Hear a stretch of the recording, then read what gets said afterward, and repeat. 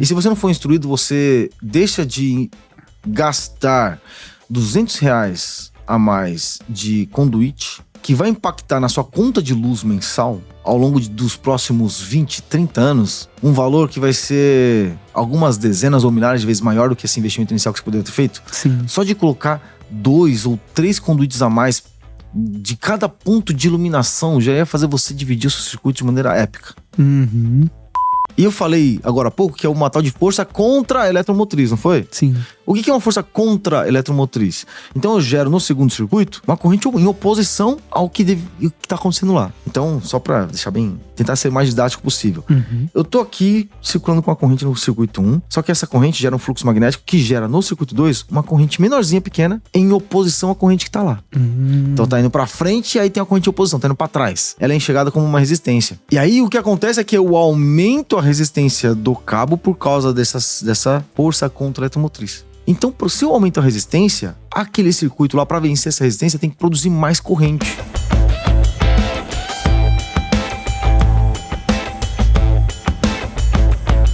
Fala, Leão! Seja bem-vindo a mais um podcast Eletricista Classe A, o podcast que faz você, eletricista, se transformar no eletricista fora do padrão, um verdadeiro eletricista Classe A. Eu me chamo Everton Moraes, líder do movimento Desperta Leão.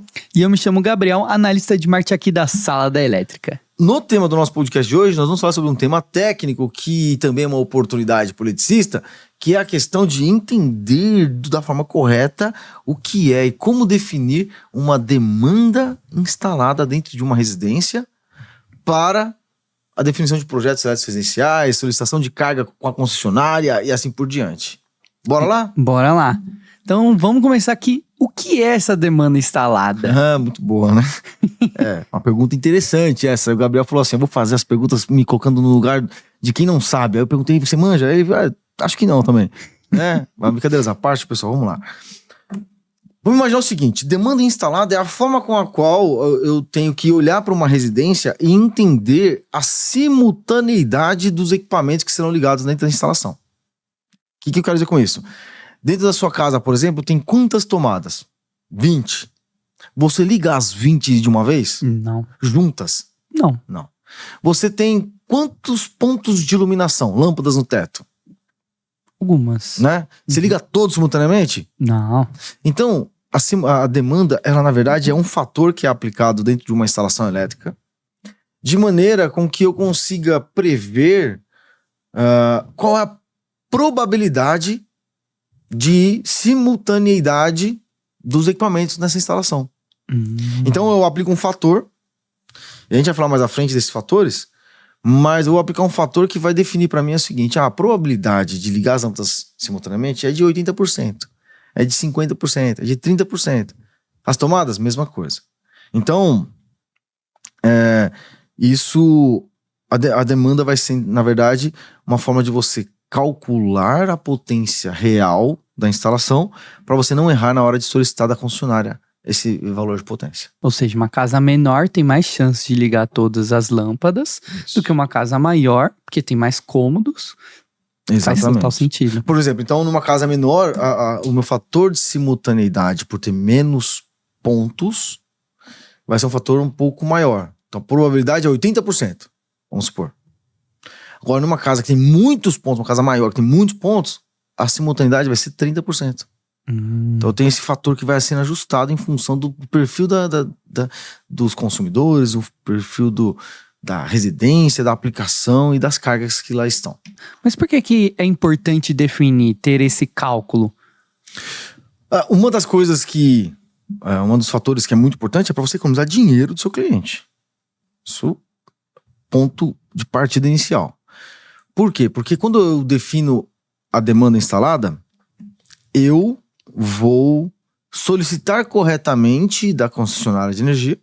Então, depois a gente vai falar um pouco mais sobre pontos de tomada, iluminação, TUI. Mas imagina que eu tenho vários pontos de tomadas, vários pontos de iluminação. E se eu for considerar ao pé da letra a potência em cada um desses pontos, e aí eu somo tudo, vai me dar lá, sei lá, 30 kilowatts de necessidade de potência. Numa resistência extremamente pequena, porque eu somei tudo. Eu solicito isso para a concessionária, ele vai falar assim, não, tudo bem, você quer 30 kW, ótimo. Mas para 30 kW, eu preciso que você adeque dessa forma aqui. O disjuntor da entrada é tanto, o cabo vai ser com a bitola de tanto, porque vai ser um cabo mais grosso para essa potência.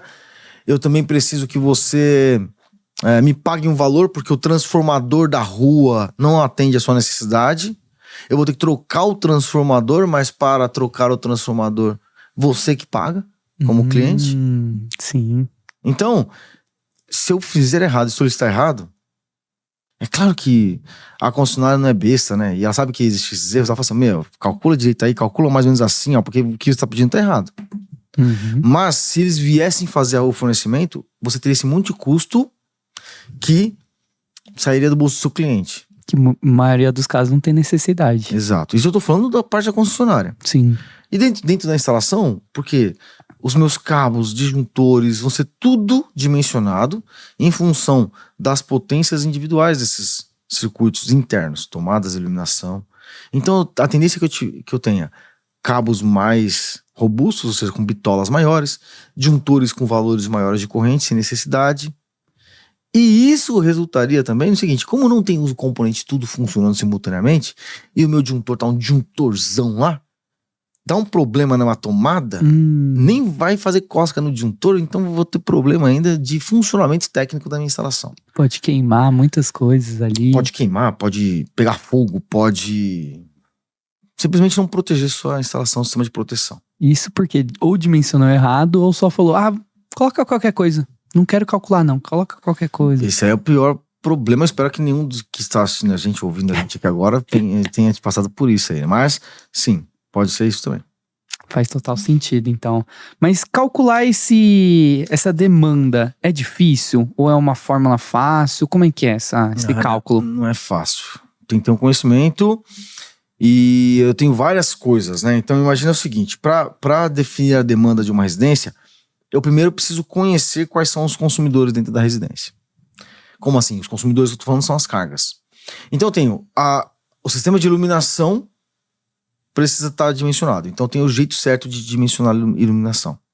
Imagina que a iluminação dentro de uma residência, dentro de um cômodo, ela é dimensionada em função do volume, da área desse cômodo. Isso eu tô falando do aspecto mais simples de definição de potência de um cômodo, tá? Porque aí eu poderia ter também a parte luminotécnica envolvida. Eu não vou entrar nesse mérito aqui. Acho que caberia um podcast só sobre luminotécnica. Sim. Mas aí, imagina que a área do meu cômodo exige uma previsão de potência de tantos volt-ampere de potência instalada. A norma NBR 5410, ela define algumas coisas. Não sei se vai ter alteração para esse quesito, mas está em revisão a norma agora. No entanto, a norma ela exige para depende do projeto, da instalação e tudo mais, mas para a área de cada cômodo ter um nível de potência estipulado para dentro desse cômodo. Então imagina o seguinte, um cômodo que eu tenho volume de tantos metros quadrados, ele precisa de um ponto de 60 volt-ampere. Se eu aumentar isso para mais, sei lá, aumentou mais 4 metros quadrados esse cômodo, eu vou ter que ter mais um ponto de 60 volt-ampere. Onde eu quero chegar? Dependendo do cômodo, eu tenho 60 volt-ampere, 100 volt-ampere. Dependendo da minha estrutura da residência, eu tenho que prever uma potência individual para cada um dos meus cômodos. A quantidade de tomadas tem a ver ali com o perímetro das minhas paredes. As tomadas de uso geral. Sim. Que são as tomadas que eu uso para qualquer coisa, vamos dizer assim. Só que eu tenho também as tomadas de uso específico. Que são chuveiro, ar-condicionado, torneira elétrica, micro-ondas, dependendo da potência do micro-ondas, máquina de lavar, secador de cabelo no banheiro. Então são tomadas de uso específico, que tem uma produção exclusiva para ela. Sim. Então, na hora de fazer o cálculo, eu tenho que entender quais são as potências totais da minha instalação, e aí fazer uma definição de simultaneidade, que é uma regra estipulada pela concessionária de energia que você vai fazer uso da energia elétrica. Então, se eu tô aqui em São Paulo, vai ser a Enel São Paulo, a Electro, sei lá, dependendo da região que eu estou. A CEMIG. CEMIG em Minas Gerais. Uhum. Então eu tenho essa particularidade. Eu tenho então que conhecer toda a potência instalada, quais são os fatores de simultaneidade para cada dispositivo, porque aí o fator de simultaneidade não é um fator simples. Vamos supor, para iluminação eu tenho um fator, uma tabela que me mostra para cada nível de potência eu tenho ali um fator de simultaneidade. Para tomadas de uso geral, eu tenho um outro fator de simultaneidade. Para tomadas de uso específico, eu tenho um outro fator. Esse outro fator, para tomadas de uso específico, onde está o BO maior de todos. Por quê? Dependendo da documentação da concessionária, eu tenho a descrição da carga para esse cálculo. Como assim? Chuveiros. Um chuveiro, fator 1.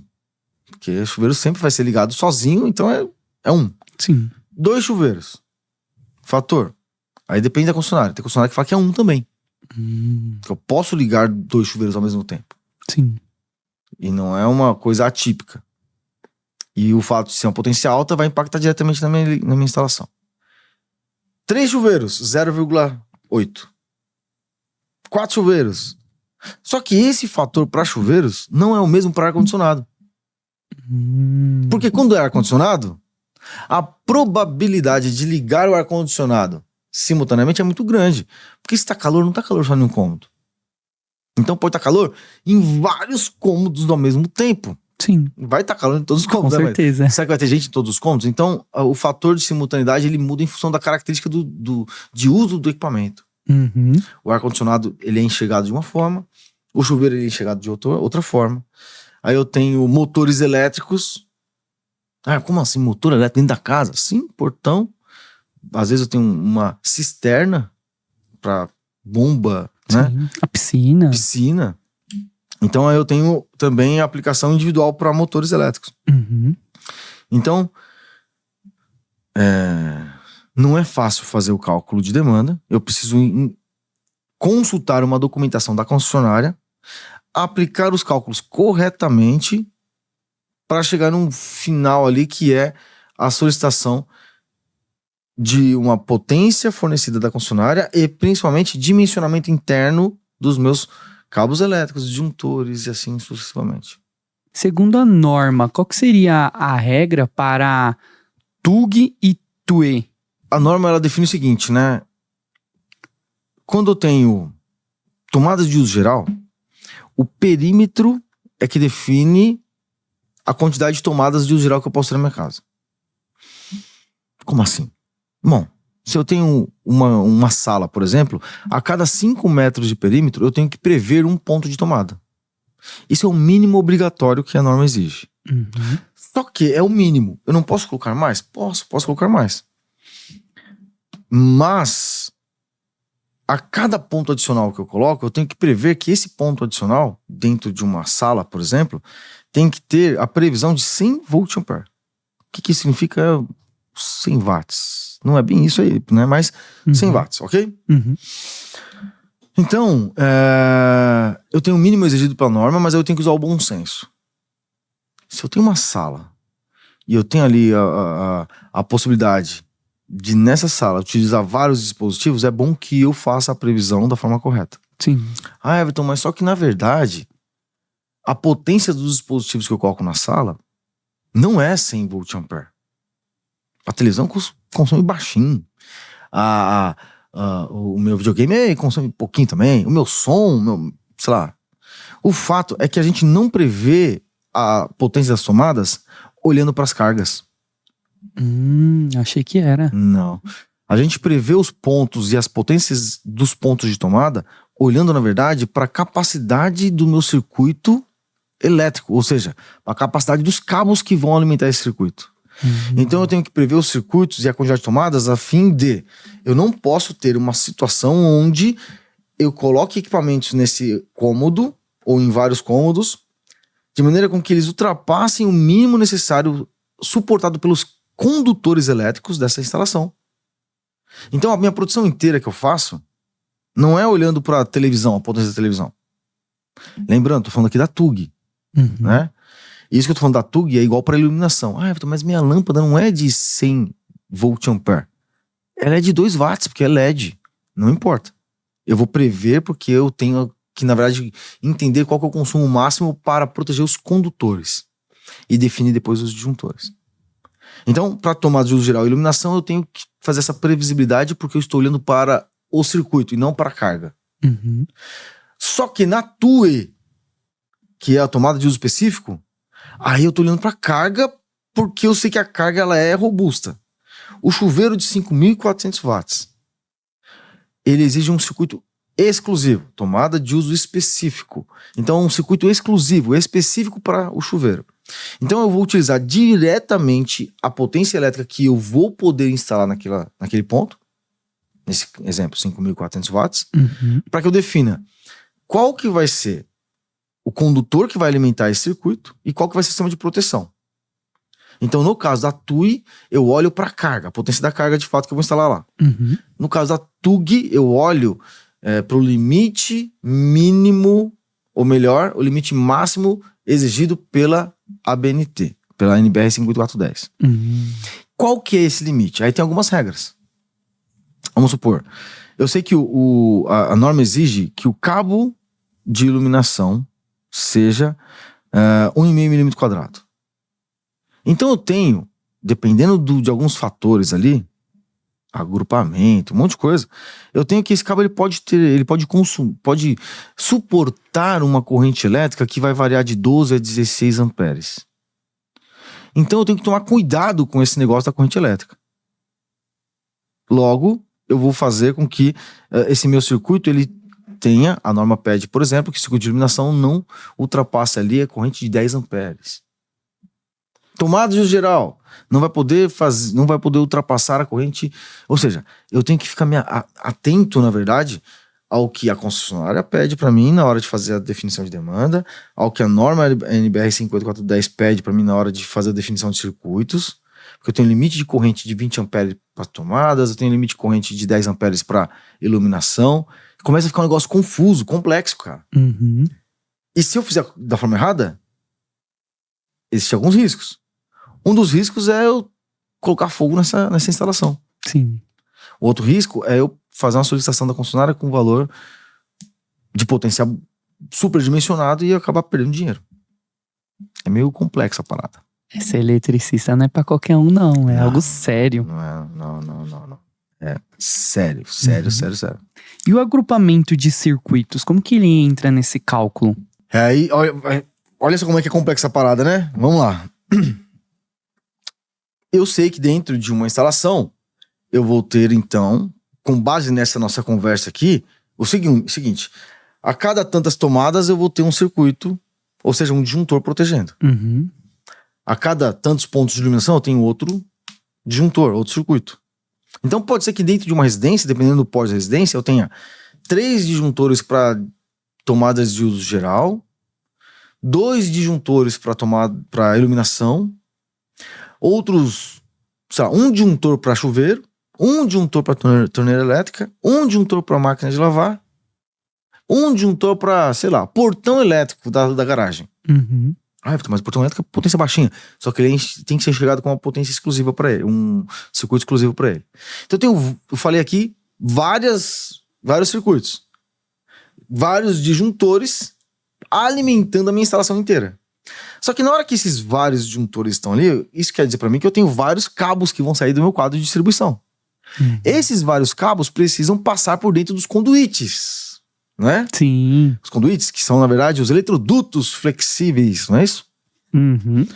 Quando eu coloco vários cabos, ou melhor, vários circuitos dentro do mesmo conduíte, mesmo eletroduto, aí é onde entra o fator de agrupamento.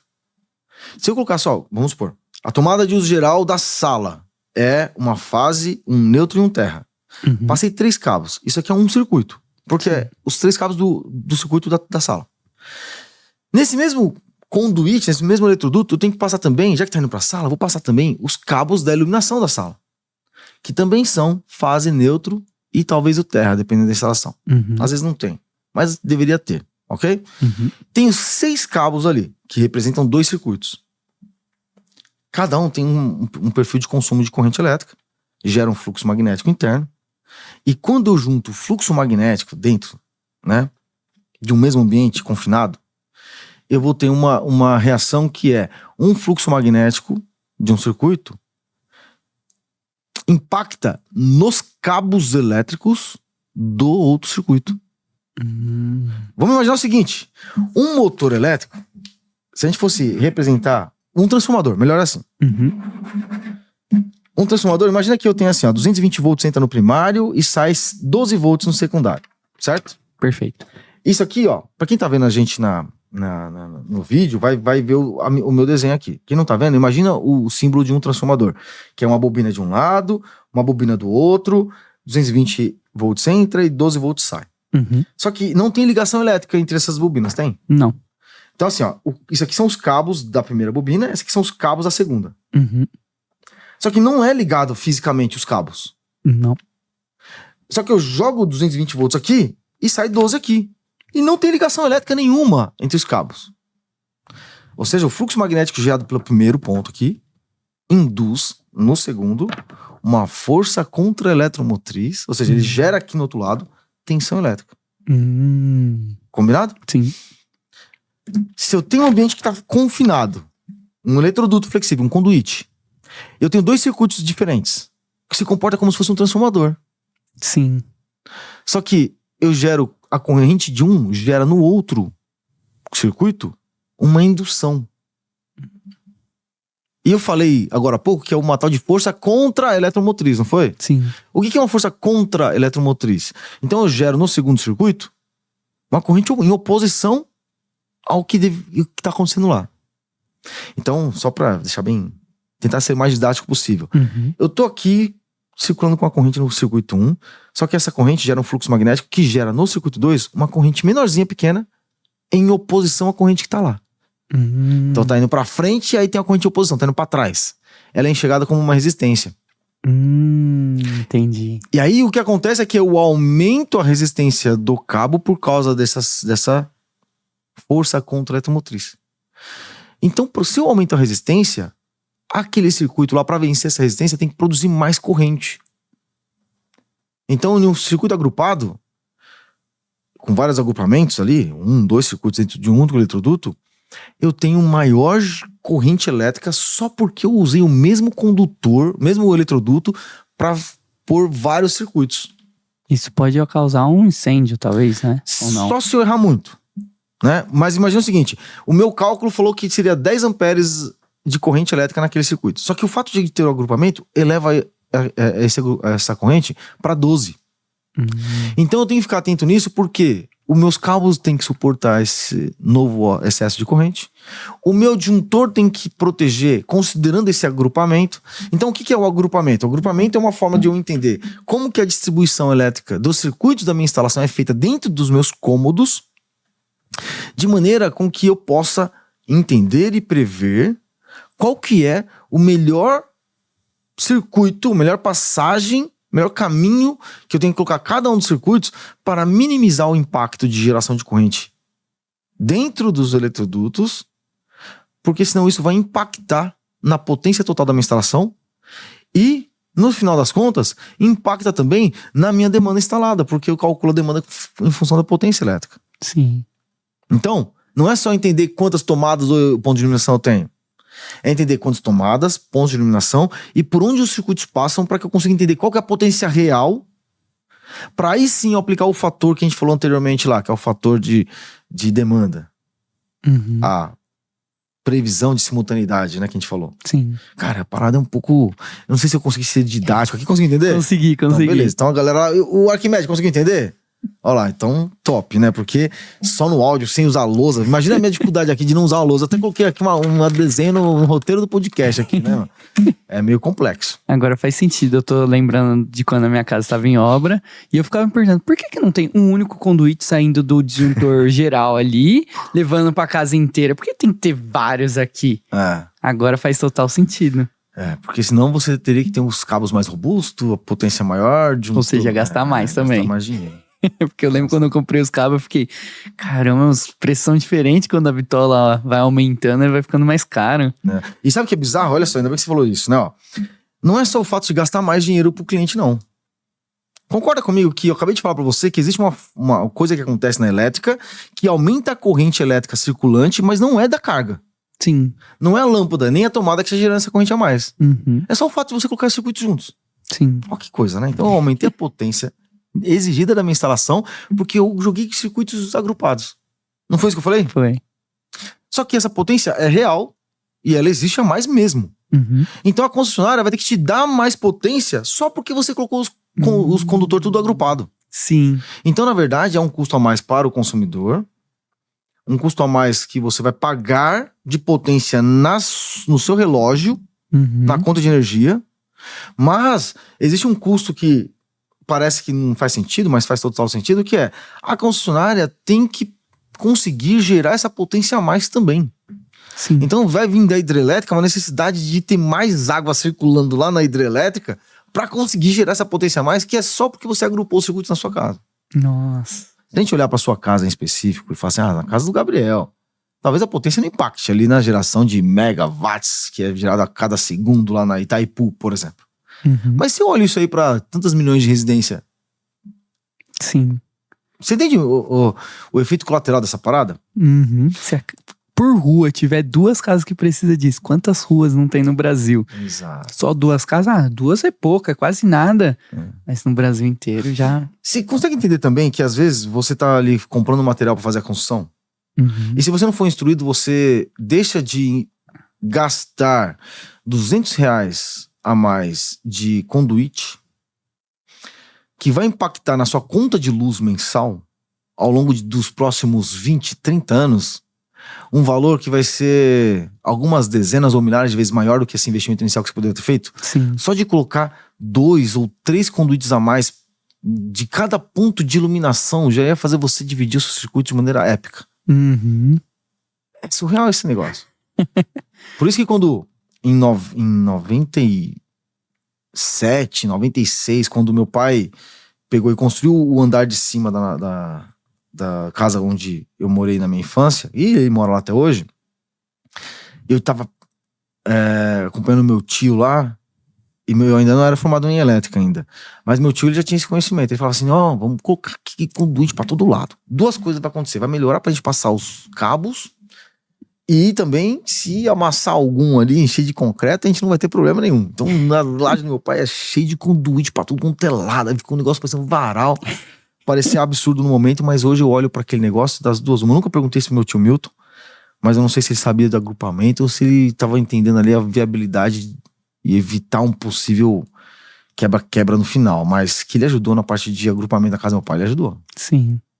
Evitou qualquer problema futuro. Pode participar. Pode, olha lá, o Arquimedes aqui. O Arquimedes, chega mais aí. Parece que ele gostou de aparecer. Olha lá, vamos lá. Não, então, é o seguinte, quando você fala a respeito da necessidade desse cuidado, né, na questão do agrupamento, acho que a minha principal dúvida é essa.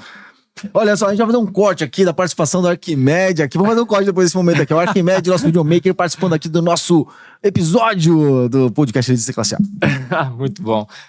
Obrigado pela chance de poder tirar a dúvida aqui, que pode ser a dúvida de outros também, né? Bora lá. Mas é o seguinte, quando o eletricista residencial, ele se dispõe a atender uma demanda dessa, né? Assim, ele vai numa casa que é antiga, poucos conduítes.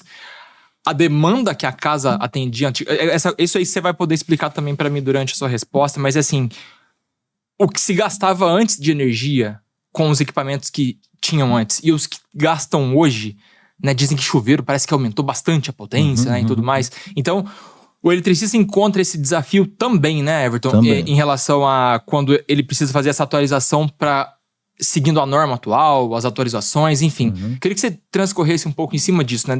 A dificuldade que o eletricista encontra de atender a norma atual, considerando a mudança dos equipamentos do que tinha antes e do que tem hoje, né? Hoje tem air fryer, hoje tem torneira elétrica, hoje tem chuveiro diferente, enfim. Legal, ótima pergunta, cara, ótima pergunta. Por isso que de repente você vai na Baixada lá, eu vou comprar um apartamento na Baixada Santista, ou na praia.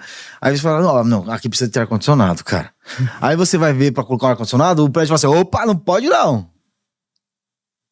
Por quê? Agora faz sentido. Eu sempre perguntei por quê. Principalmente um dos fatores é o que o Arquimedes acabou de falar.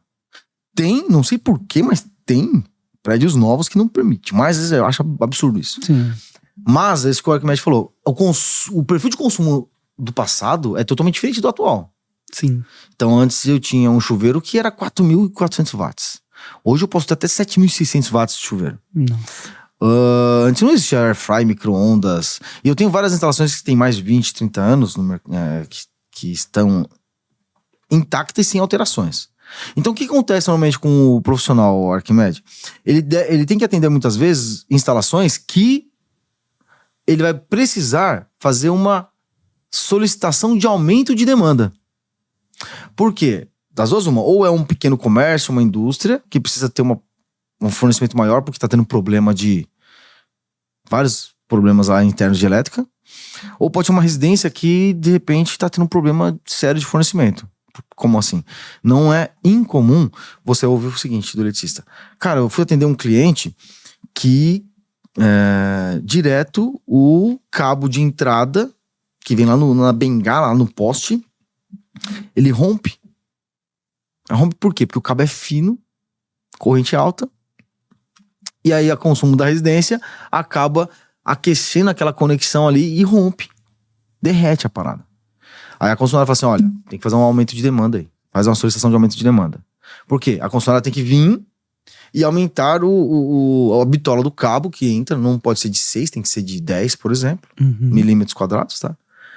E vai mudar também o disjuntor interno, mudar a estrutura interna do quadro também, do relógio padrão. Então eu posso ir lá e aí eu vou ter que fazer um estudo sobre o que é que eu tenho na residência e fazer uma análise nova de perfil de consumo daquela residência para recalcular a demanda e fazer uma solicitação nova. Só que não é só fazer o cálculo. Porque se eu fizer o cálculo bonitinho, fizer certo e entregar para a concessionária, eles vão mudar para mim. Talvez eu tenha que fazer algumas coisas a mais. A coluna bom, eu vou entrar em detalhes técnicos aqui, mas já comecei a falar. Então a coluna ali do relógio padrão, talvez antes era um tubo quadrado, agora é redondo. Antes não podia ter concreto e agora pode ter coluna de concreto. Então tem algumas coisas técnicas que a concessionária vai exigir.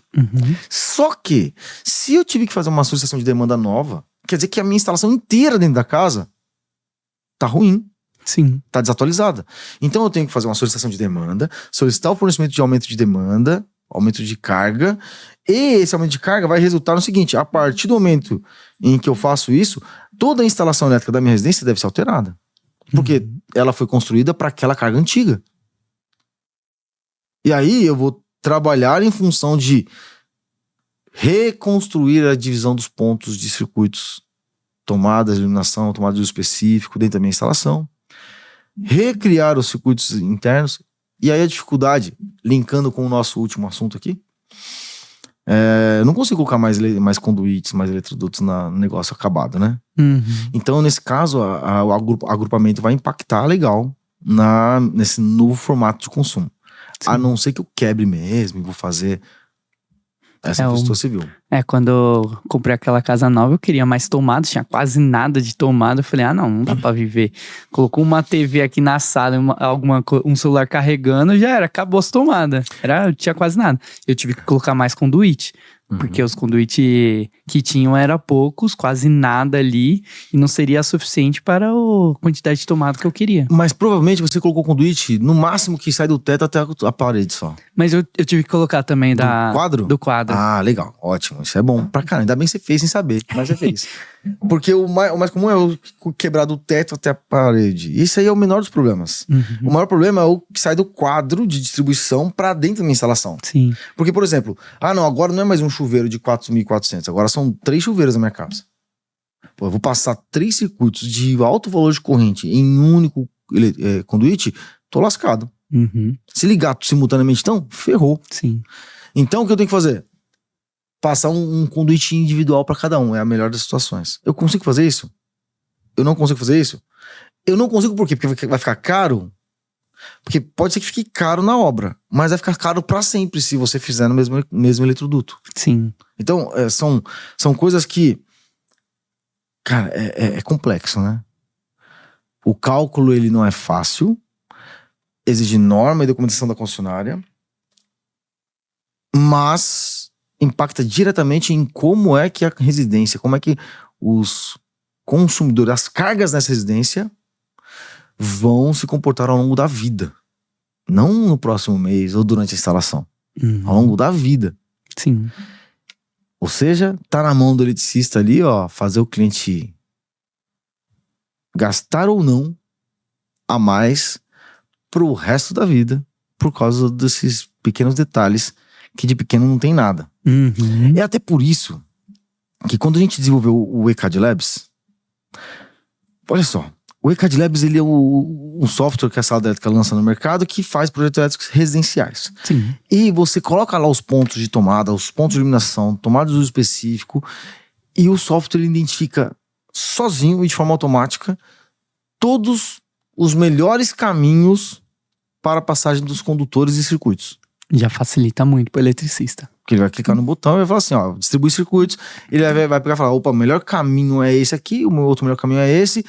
Putz, deu agrupamento ruim aqui. Ele pega e faz o melhor caminho, o melhor trajeto, objetivando a parte de fator de agrupamento, o tal do FCA.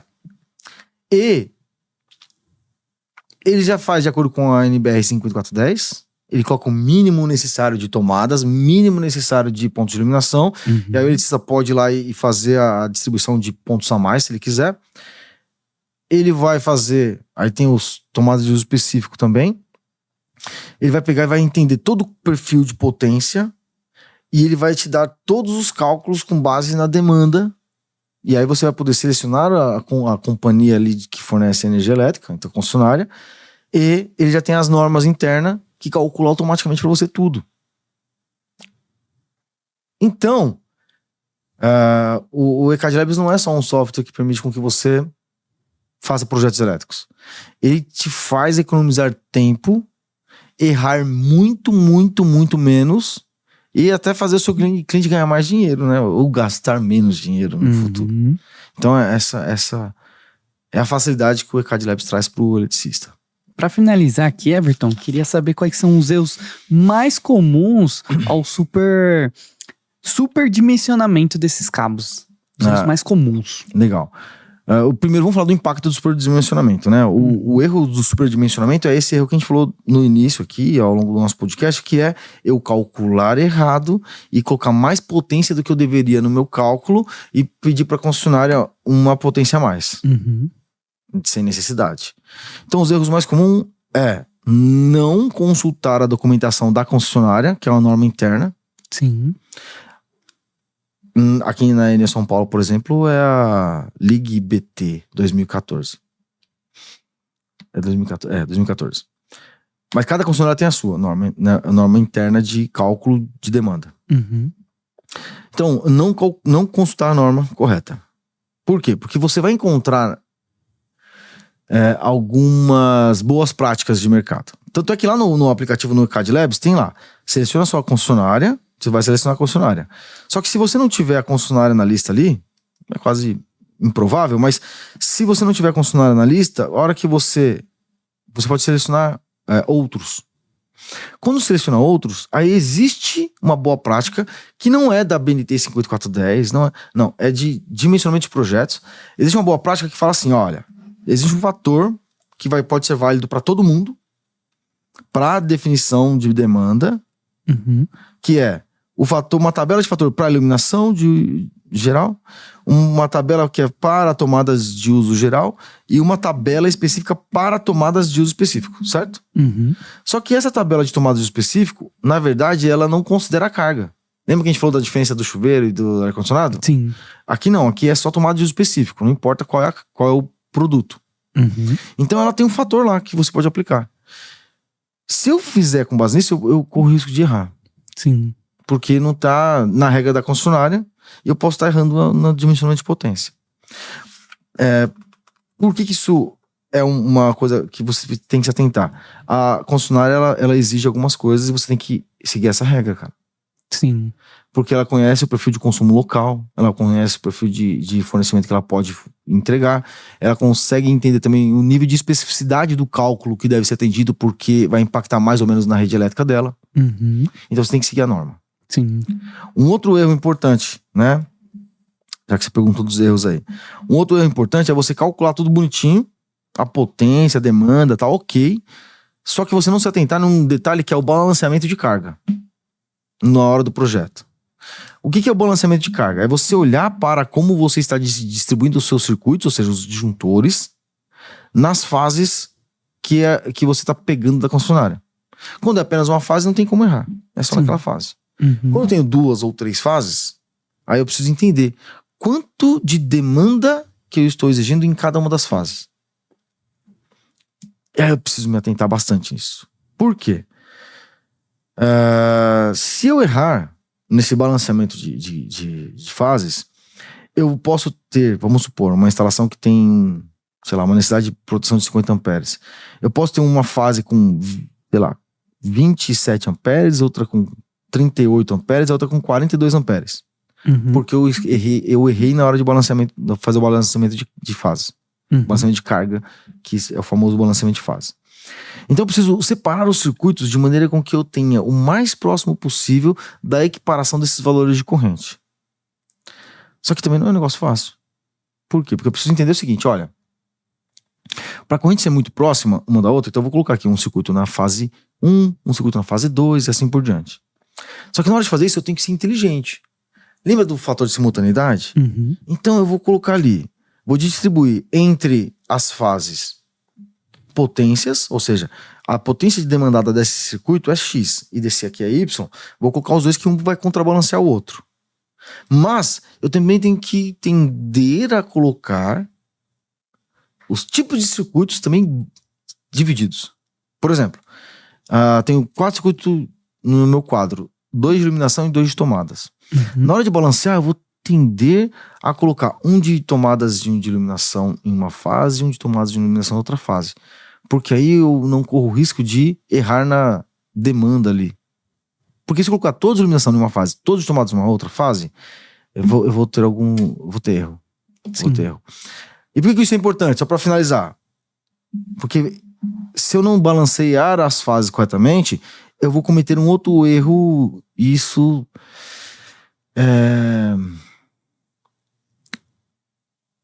como eu posso dizer aqui? Inconsciente. Como é que eu defino o disjuntor de produção do meu quadro de distribuição? Pelo menos deveria ser assim, né? Eu vou olhar para o meu balanceamento de fases, vou olhar para a maior corrente da maior fase. Então, nesse exemplo que eu dei anteriormente, 28, 38 e 42, minha maior corrente entre os balanceamentos de fase é 42 amperes. Uhum. Então eu tenho que projetar o meu disjuntor principal para 42 amperes, que é o meu pior cenário. Sim. Então eu vou colocar lá 50 amperes, porque não tem de 42. Uhum. E de 40 não vai dar bom, Sim. né? Só que se eu tivesse balanceado, não ficaria 27, 38, 42. Sei lá, de repente ficaria 35, 38, 37. O de 40 serviria aqui agora. Sim. Ou seja, eu, por não balancear as minhas fases, as minhas cargas, eu tive que aumentar o meu dimensionamento do circuito principal. Uhum. E aí eu tenho um disjuntor a mais. Perdão, um disjuntor maior. Uhum. Só que é necessário, porque eu fiz o balanceamento errado. É Sim. necessário, não é que eu errei no cálculo só, eu errei na instalação. Uhum. Só que não é só o disjuntor. Porque se eu tenho uma corrente a mais em uma das fases, o que é uma fase na prática? É um cabo. Sim. Então meu cabo tem que ser dimensionado com base nessa corrente também. Uhum. Então um cabo que antes poderia ser de 4 milímetros, agora ele obrigatoriamente tem que ser de 6 milímetros. Então, só porque eu errei no balanceamento de fases, de cargas, do meu padrão de entrada, que é o relógio padrão, até o meu quadro de disjuntor, antes poderia ter um conjunto de cabos de 4 milímetros, agora obrigatoriamente será de 6. Porque é dimensionado com o pior caso, o pior cenário. Sim. Já fez meu cliente gastar dinheiro de novo. Uhum.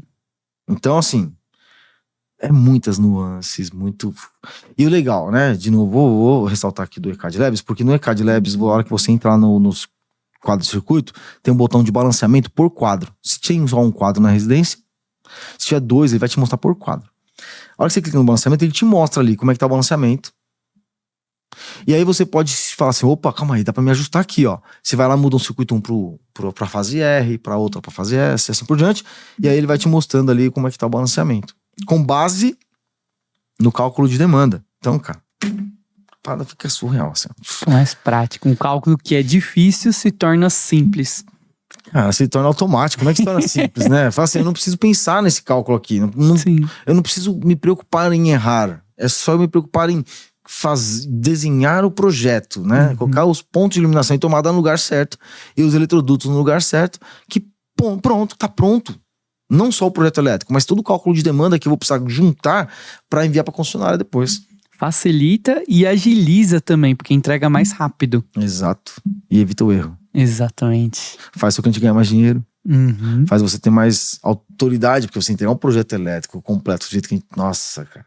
E com mais rapidez, Putz. em vez de demorar uma semana pra fazer aquele projeto, você leva só um dia. O cliente vai falar, Você lembra o podcast que a gente fez aqui, que a gente mostrou aqui na tela da TV? Uhum. Cara, se eu mostrasse aqui, a galera não ia acreditar, porque mudou tudo. As novidades que a gente colocou em 2 semanas, Uhum. cara, tá surreal a parada. Depois eu faço um outro podcast só mostrando pra vocês aqui. Sim, vai ter muito vídeo no YouTube também, Vai, pra galera vai. ver. Exatamente. Interessante. Show? Show. Qual foi o seu despertar do nosso podcast de hoje? Meu despertar é exatamente a importância desse cálculo, porque eu desconhecia, sabia que ele existia, mas pra mim era algo besta. Mas não é muito extremamente importante. Seja pra vida da pessoa que tá ali na casa, seja pro dinheiro também, porque a pessoa pode economizar no hoje, mas gastar na conta de luz. Sim. Ou ao contrário, gastar mais do que deveria hoje, algo que não precisaria, comprar mais cabos de bitola maior, sem necessidade. Então, a importância desse cálculo para o eletricista. Não é só chegar lá e, você quer 5 tomadas aqui? Então toma 5, passou o cabo, acabou. Não é só isso. Eu achava que era, mas não é. Então, você achava que era e na verdade a maioria acha que é e a maioria... Tem uma boa parte dos profissionais que erram em não fazer algumas análises. Uhum. Cara, o meu despertar tá alinhado com a complexidade do negócio. Que é muito difícil você fazer do jeito certo porque tem muita margem para erro. É muito cálculo. Sim. Mas tem ferramenta de baixíssimo custo, igual o ECAD Labs, que te entrega tudo pronto na sua mão. Sim. E para quem é aluno da sala elétrica ainda tem acesso ainda. Então assim, não dá para você... ignorar o fato de que você tem uma responsabilidade que vai além somente de ligar as tomadas, iluminação e decoração do seu cliente. Tem um impacto técnico e de responsabilidade muito grande sua em fazer o cliente ter mais ou menos resultado, ter mais ou menos dinheiro no bolso. Sim. Acho que é isso aí. Perfeito. Certo? Aham. E aí, o que você achou? É que quando é conhecimento técnico, a parada eu tento ser o mais didático aqui possível pra vocês entenderem, né? Me fala aí o que vocês acharam e nos vemos então na próxima quinta-feira no nosso próximo podcast Eletricista Classe A. Um abraço e até lá. Tchau, tchau.